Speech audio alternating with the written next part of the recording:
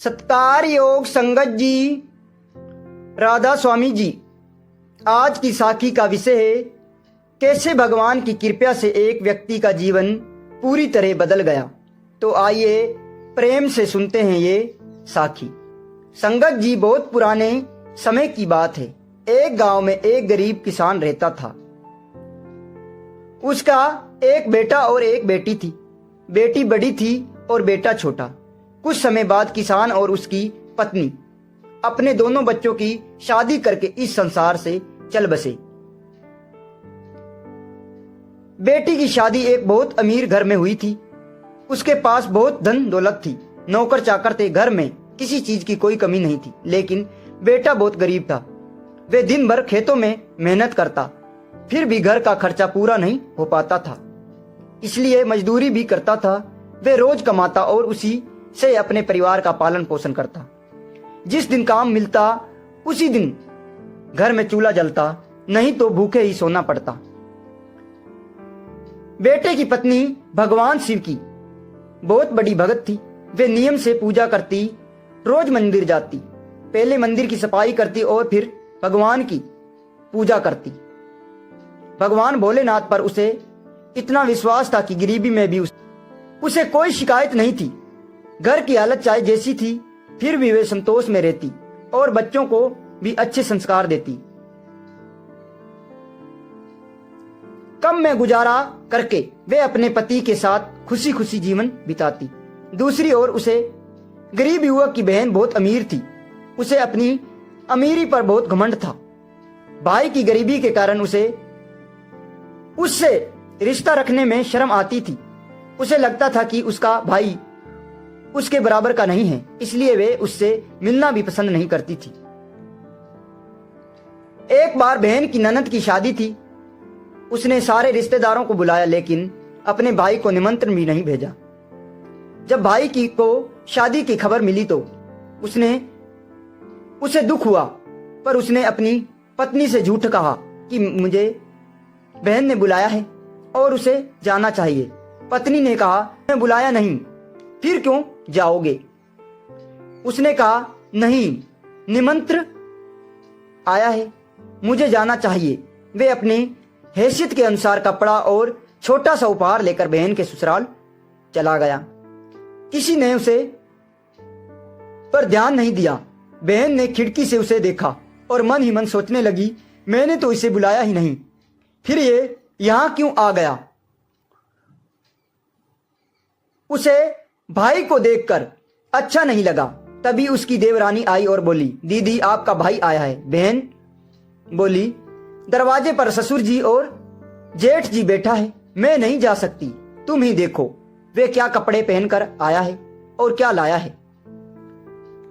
भाई मन में खुश था कि इतने दिनों बाद बहन से मिलेंगे, वे जरूर खुश होगी। लेकिन अमीरी के घमंड में बहन ने भाई की भावनाएं नहीं समझी। उसने भाई को से ठीक से बात भी नहीं की, पानी भी नहीं पूछा। उल्टा बोली, तुम्हें किसने बुलाया है? यहां क्यों आए हो? तुम्हारे कपड़े देखकर मेरी इज्जत खराब हो रही है। भाई ने कहा, बहन, तुमसे मिलने का मन था इसलिए आ गया, मुझे क्या पता था कि तुम मुझे देखकर खुश नहीं होगी। बहन बोली, अच्छा, अब आ ही गए हो तो मेरे साथ चलो। वहां उस एक कमरे में ले गई और अंदर बंद कर दिया। बोली, जब तक मैं ना कहूं बाहर मत निकलना। बेचारा भाई भूखा प्यासा था, पैदल आया था, पूरे दिन कमरे में बंद रहा। बाहर मेहमान तरह तरह के पकवान खा रहे थे और वह अंदर तड़प रहा था। शाम को उसने दरवाजा पीटना शुरू किया। आवाज सुनकर एक रिश्तेदार ने दरवाजा खोल दिया। भाई बिना किसी से कुछ कहे पीछे के रास्ते से निकल चला गया। अब वे समझ चुका था कि बहन उससे रिश्ता नहीं रखना चाहती।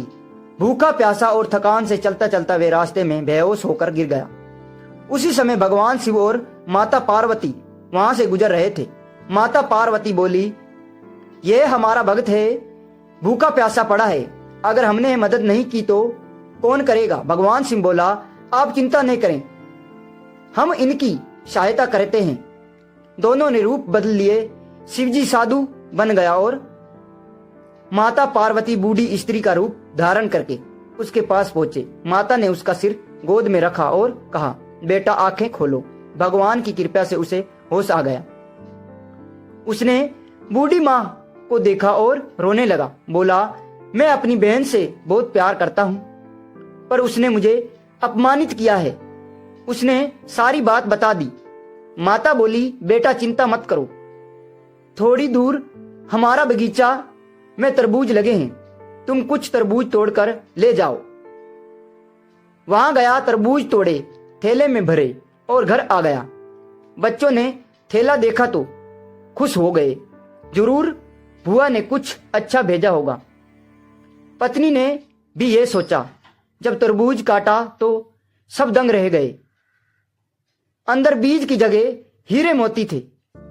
पत्नी बोली, आपकी बहन ने तो हमारी गरीबी दूर कर दी।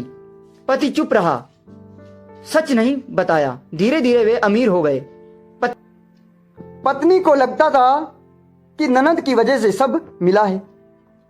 कुछ समय बाद पत्नी ने कहा, जब बहन ने इतना दिया है तो उन्हें कुछ दिन यहां बुलाओ। पति बहन के घर गया। इस बार बहन ने उसे अच्छे कपड़ों में देखा तो दौड़कर स्वागत किया, आदर किया, अंदर बिठाया। भाई मन ही मन में सोचने लगा, जब मैं गरीब था तो अपमान मिला, आज अमीर हूं तो सम्मान मिल रहा है। वह बहन को मायके ले आया। भाभी ने उसका खूब सत्कार किया। जब बहन लौटने लगी तो भाई बोला, मैं तुम्हारे लिए जूती बनवाने चाहता हूं।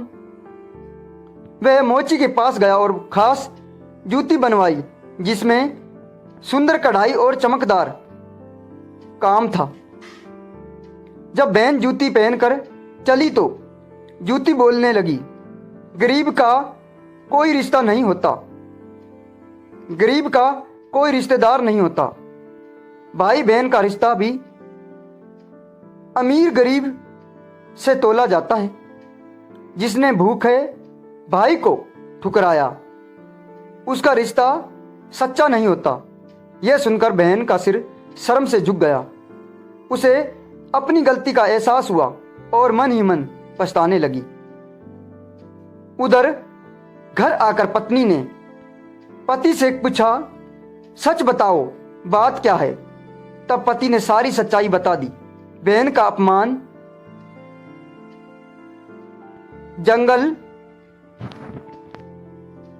बेहोशी, साधु और बूढ़ी मां और तरबूज का चमत्कार। पत्नी बोली, वे साधु और बूढ़ी मां कोई और नहीं, स्वयं भगवान शिव और माता पार्वती थे। उनकी कृपा से ही हमारी किस्मत बदली है। पति बोला, हाँ, पर बहन से बैर मत रखना। किसी न किसी रूप में उसे घटना से हमें भगवान की कृपा मिली है। पत्नी बोली, चिंता मत करो, हम हमेशा उनके आदर करेंगे। भगवान ने हमें इतना दिया है कि हम दूसरों की भी मदद कर सकते हैं, पर अपने गरीबी के दिन कभी नहीं भूलेंगे। पति पत्नी की श्रद्धा और बढ़ गई। वे समझ गए कि जो व्यक्ति सच्चे मन से भगवान पर विश्वास करता है, भगवान उसे कभी अकेला नहीं छोड़ता।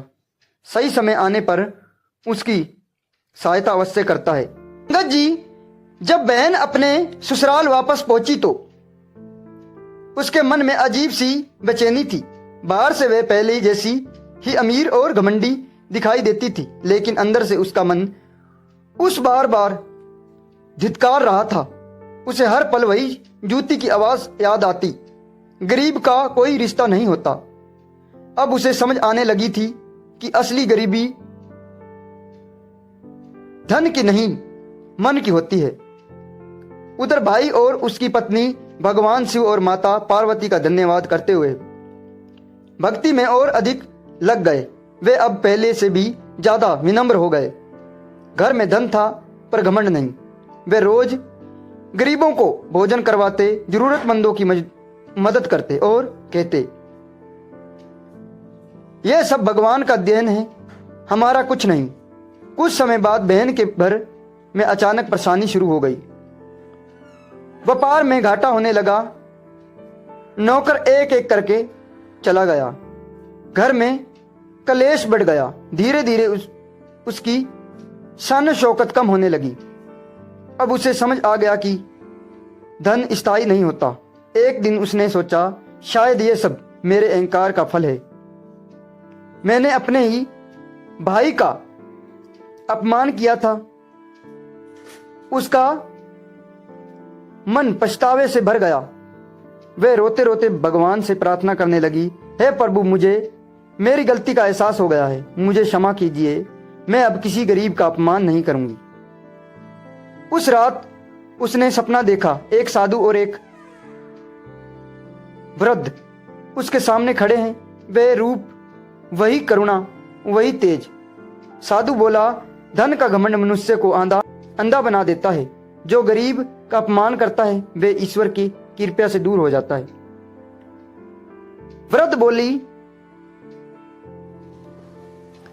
बूढ़ी मां बोली, परंतु जिसने अपनी गलती मान ली उसके लिए ईश्वर का दरबार बंद नहीं होता। सुबह उठते ही बहन ने निश्चय किया कि वह अपने भाई के पास जाएगी और उससे क्षमा मांगेगी। कुछ दिनों बाद वे साधारण कपड़े पहनकर अकेले ही भाई के घर पहुंची। इस बार उसके चेहरे पर घमंड नहीं था, विनम्रता थी। दरवाजे पर पहुंचकर उसकी आंखों से आंसू बहने लगे। भाभी ने दरवाजा खोला तो उसे पहचान कर चौंक गई, पर तुरंत प्यार से अंदर ले आई। भाई भी बाहर आया। बहन उसके चरणों में गिर गई और रोते हुए बोली, भैया मुझे माफ कर दो। मैंने तुम्हारे साथ बहुत बुरा व्यवहार किया था। मुझे अपने धन पर घमंड था। आज समझ में आया, सच्चा धन प्रेम और अपनापन है। भाई ने तुरंत उसे उठाया और गले लगा लिया। बोला, बहन, रिश्तों में माफी नहीं होती, सिर्फ प्यार होता है। भाभी भी बोली, दीदी, बीती बातों भूल जाइए, घर आपका ही है। बहन यहां सुनकर और रोने लगी, पर इस बार ये आंसू दुख के नहीं, सुकून के थे। उस दिन भाई ने अपनी बहन को वही जगह दिखाई जहां तरबूज रखे थे और सारी कहानी फिर से सुनाई। बहन हाथ जोड़कर बोली, मुझे भगवान ने सही समय पर सबक सिखा दिया, नहीं तो मैं हमेशा घमंड में ही रहती।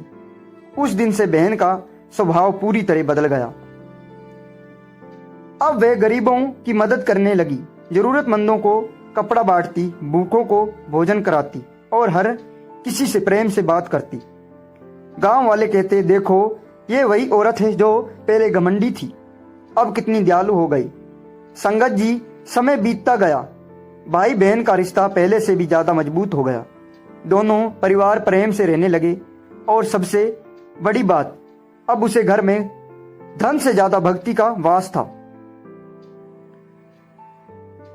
संगत जी, जिस मनुष्य के अंदर अहंकार होता है उसका मिटना निश्चित है, और जो विनम्र हो जाता है भगवान उसे ऊंचा उठा देता है।